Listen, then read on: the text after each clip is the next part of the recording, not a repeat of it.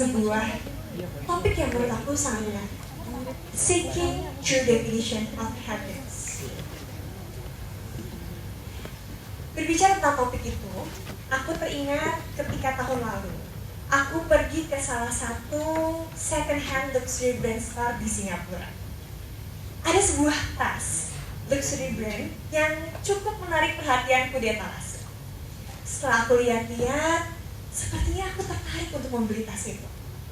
Kemudian, pelayan toko menghampiriku dan dia mengatakan bahwa tas ini adalah koleksi terbatas, koleksi tahun 2020 yang sangat langka. Setelah melihat kondisi tasnya, aku rasa hampir tidak ada kekurangan yang mendekati sempurna dan ditawarkan dengan harga yang masuk akal. Hampir saja aku mau membeli tas itu dan menggunakan tabungan di rekening bank aku. Hingga tiba-tiba muncul sebuah pertanyaan. Why did the previous owner sell the bag? Kenapa ya pemilik sebelumnya menjual tas ini? Padahal ini adalah tas yang merupakan koleksi terbatas. Apakah karena tas ini sudah ketinggalan tren? Ataukah karena pemilik sebelumnya sudah bosan menggunakan tas itu? Atau mungkin pemilik sebelumnya sudah membeli tas koleksi terbaru? Kemudian pertanyaan ini aku tanyakan kepada diriku sendiri. Kira-kira setelah 5 tahun ke depan, tas ini masih akan trendy gak ya? Kira-kira aku masih mau menggunakan tas ini gak ya? Atau jangan-jangan setelah 3 tahun akan aku jual seperti halnya pemilik sebelumnya? Apakah tas ini bisa memberikan aku kepuasan jangka panjang? Kepuasan yang sama seperti saat aku baru membeli tas itu. Setelah keraguan yang sangat panjang, akhirnya aku memutuskan untuk meletakkan kembali tas itu di etalase dan kemudian mengurungkan niat aku untuk membeli tas itu. Karena sepertinya tas itu tidak akan bisa memberikan aku kebahagiaan jangka panjang. Sama halnya seperti pembeli sebelumnya yang memutuskan untuk menjual tas itu. Apakah membeli tas koleksi terbatas bisa memberikan aku kebahagiaan? Probably yes. Mungkin iya. Mungkin bisa memberikan aku kebahagiaan. Tapi pertanyaannya, apakah kebahagiaan itu akan bertahan untuk waktu yang lama? Atau jangan-jangan kebahagiaan itu akan berkurang dan menurun seiring menurunnya tren yang ada juga? Lalu sebuah pertanyaan muncul.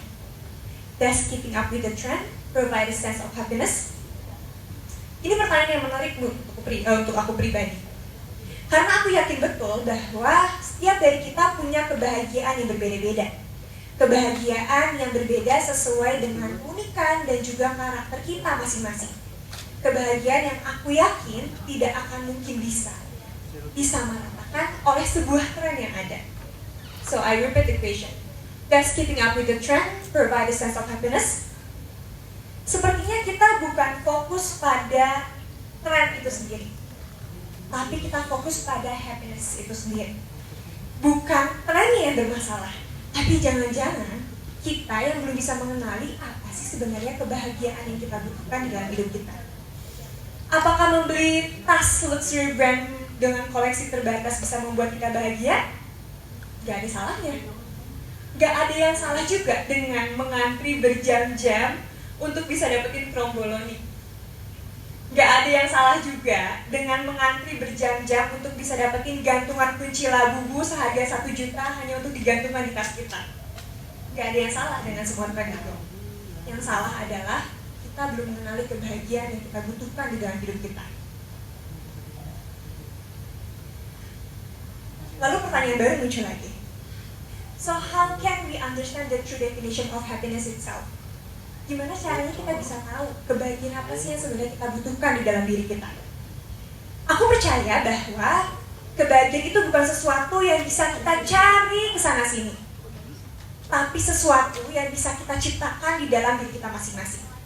Kunci utamanya adalah, untuk aku pribadi, be true to yourself.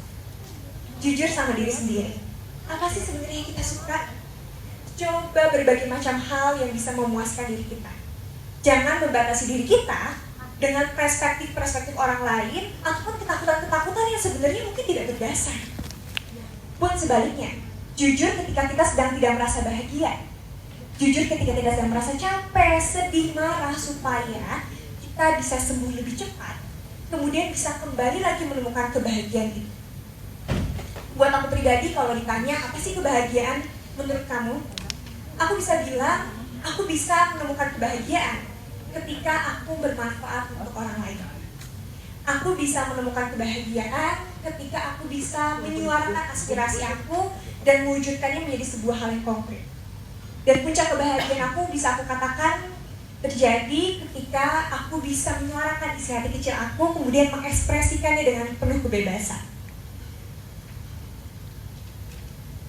Oke, masalahnya adalah kita sekarang dihadapi dengan berbagai macam tantangan yang membuat kita sulit untuk mencapai kebahagiaan itu sendiri. Banyak sekali tantangannya, tapi ada satu hal yang menurut aku bisa menjadi tantangan yang besar, terutama untuk Gen Z yang sekarang sedang hidup di depan aku, yaitu adalah tren yang ada di lingkungan kita. Apalagi tren yang ada di media sosial. Karena pastinya sebagai generasi Z, kita sangat erat sama yang namanya teknologi. Gak mungkin dong di sini semuanya gak punya sosial media. Pasti semuanya punya sosial media. Dan di tengah besarnya arus tren yang terus berputar di sosial media, ada sebuah fenomena yang dinamakan dengan filter bubble algorithm. Ada yang pernah dengar? Algoritma filter bubble. Aku mempelajari ini ketika aku kuliah di Fakultas Hukum dengan spesifikasi cyber law.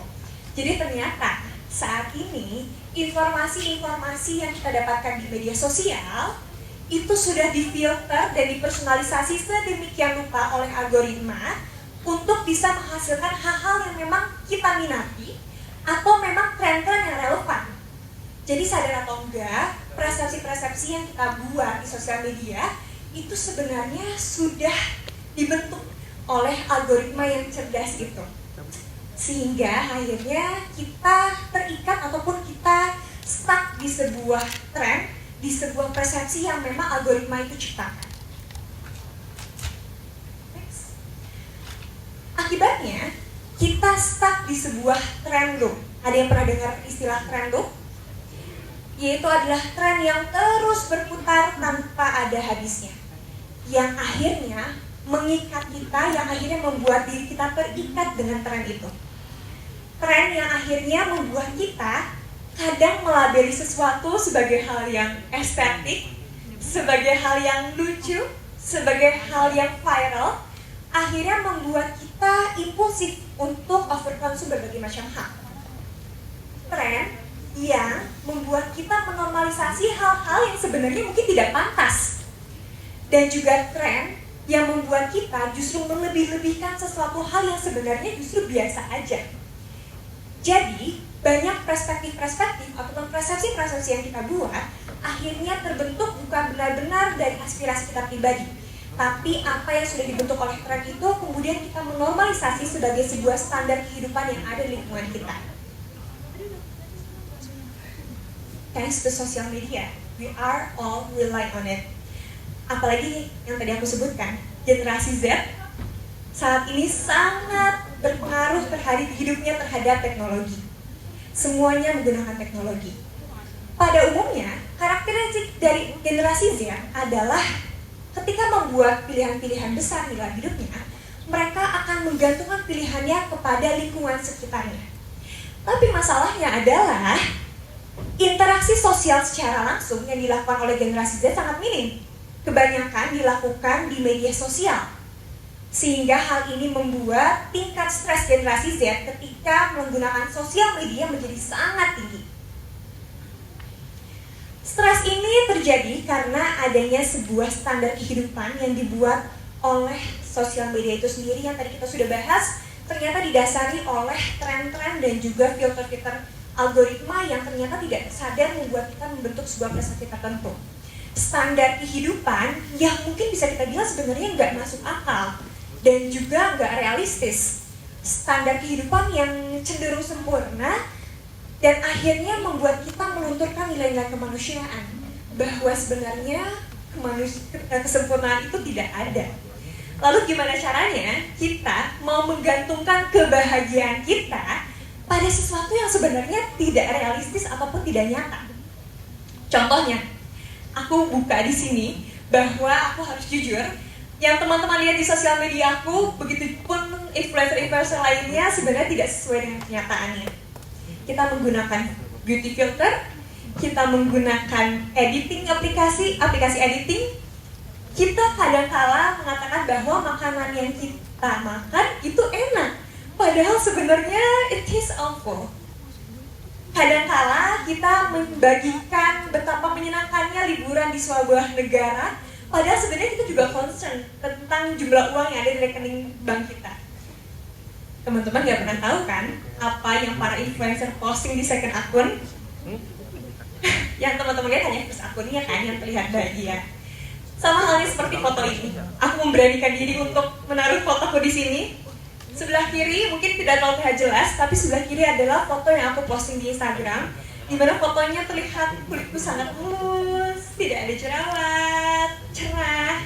Dan yang sebelah kiri ini adalah yang aslinya, dengan berbagai macam permasalahan kulit yang ada, tapi tidak aku tunjukkan di sosial media.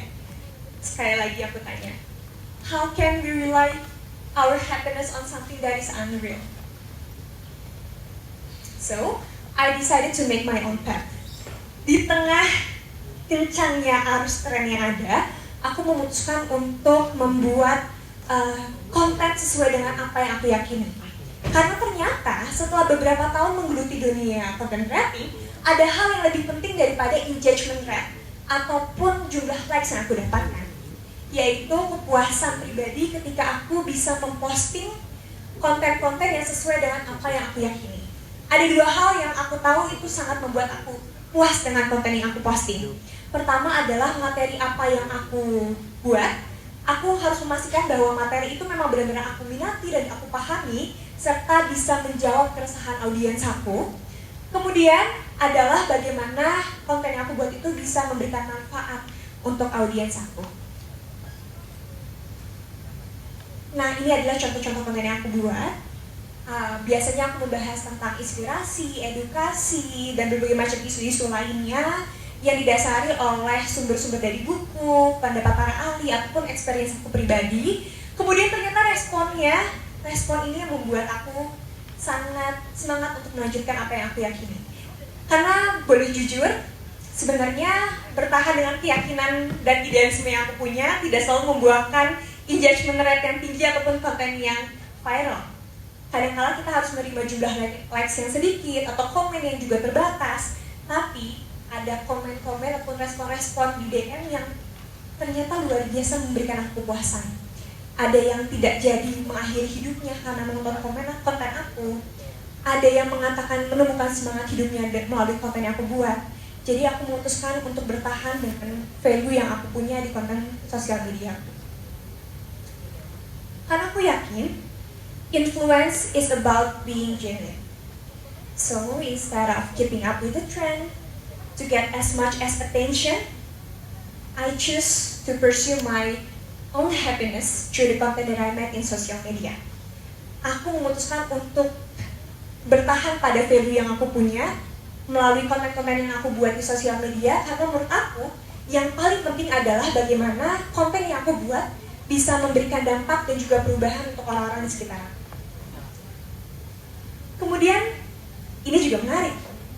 Ketika kita sudah menemukan apa sih kebahagiaan yang sebenarnya kita butuhkan, kemudian kita tahu cara mengekspresikan kebahagiaan itu, terakhir adalah gimana caranya bisa memastikan bahwa kebahagiaan ini bisa bertahan lama. Bukan kebahagiaan sementara seperti halnya tas yang tadi aku ceritakan di awal. Untuk aku pribadi, di tengah kencangnya arus tren yang membuat mempertahankan kebahagiaan itu sangat sulit, ada dua hal yang menurut aku penting. Pertama adalah keep my private life private. Tahu mana-mana aja hal yang bisa kita posting dan juga enggak. pilah-pilih mana hal yang sekiranya bisa dikonsumsi oleh banyak orang dan juga tidak. Karena ini untuk bisa meminimalisir adanya intervensi, adanya akses ataupun distraksi dari orang-orang yang akhirnya bisa mengganggu kebahagiaan pribadi kita. Kemudian yang kedua, yang gak kalah penting adalah control management. Tahu caranya manajemen kendali. Gak semua hal itu bisa kita kendalikan. Gak semua hal itu bisa kita ubah. Gak semua hal itu bisa kita jadikan sesuai dengan apa yang kita inginkan. Jadi cukup fokuskan diri kita pada hal-hal yang bisa kita kendalikan. Contoh, komentar negatif dari netizen atau jumlah dislike yang banyak, itu hal-hal yang gak bisa kita kontrol.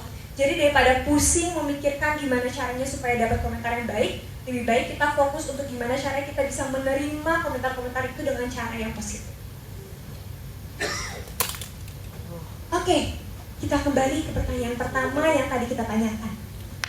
Does keep up with the trend provide a sense of happiness? Kayaknya udah cukup jelas ya, bahwa kebahagiaan itu adalah sesuatu yang datang dalam diri kita masing-masing, bukan sesuatu yang disediakan oleh tren yang ada. Sekarang waktunya aku bertanya, apakah setiap dari kalian sudah menemukan kebahagiaan versi diri kalian masing-masing? Are you gonna keep up with the trend? Or are you gonna be the trend itself? Kalian yang memilih. Terima kasih, saya Nabila Islam.